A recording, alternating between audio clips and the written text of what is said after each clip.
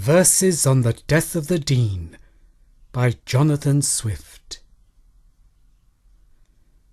The time is not remote when I must by the course of nature die, when I foresee my special friends will try to find their private ends, and though 'tis hardly understood which way my death can do them good, yet thus methinks I hear them speak. See how the Dean begins to break. Poor gentleman, he droops apace, you plainly find it in his face.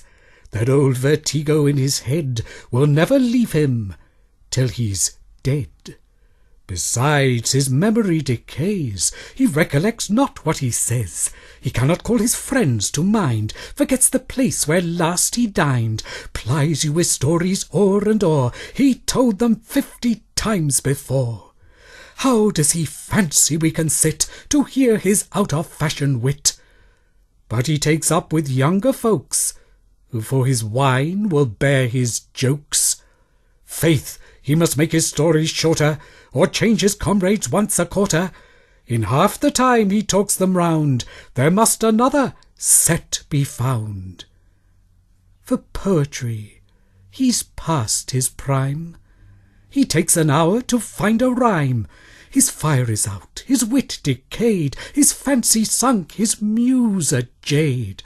I'd have him throw away his pen, but there's no talking to some men.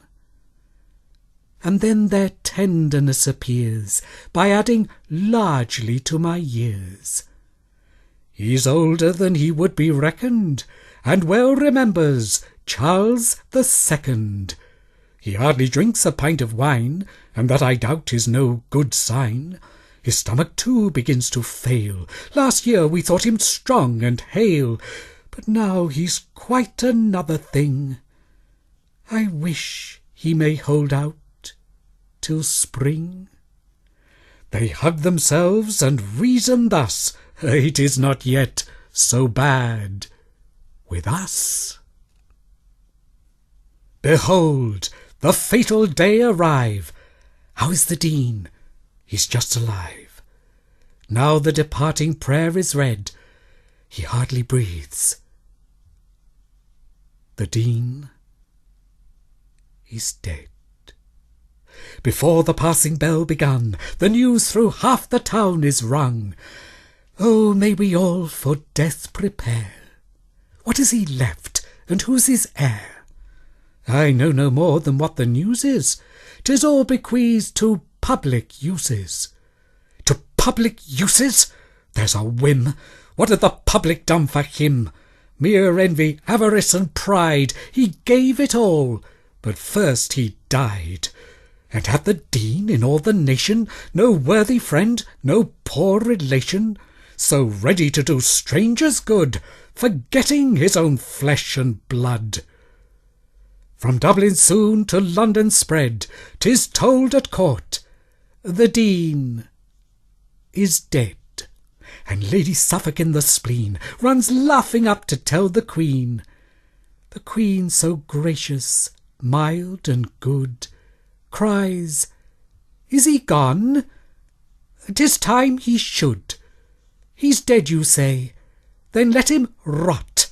I'm glad the medals were forgot. I promised him, I own, but when? I only was a princess then. But now, as consort of the king, you know, 'tis quite a different thing." My female friends, whose tender hearts have better learned to act their parts, receive the news in doleful dumps. The Dean is dead. Pray, what is trumps? Then, Lord, have mercy on his soul. Ladies, I'll venture for the vole. 16s, they say, must bear the pull.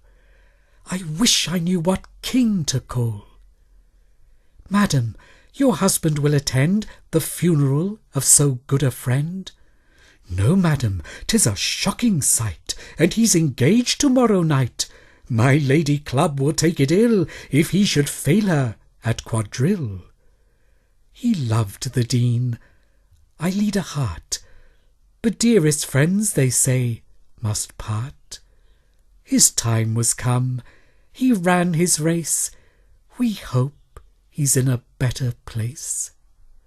The rest will give a shrug and cry, I'm sorry, but we all must die. Indifference, clad in wisdom's guise, all fortitude of mind supplies. For how can stony bowels melt in those who never pity felt? When we are lashed, they kiss the rod, resigning to the will of God. Perhaps I may allow the Dean had too much satire in his vein, and seemed determined not to starve it, because no age could more deserve it. Yet malice never was his aim, he lashed the vice, but spared the name. No individual could resent, where thousands equally were meant. He gave the little wealth he had to build a house for fools and mad, and showed by one satiric touch no nation wanted it so much. That kingdom he hath left his debtor, I wish it soon may have a better.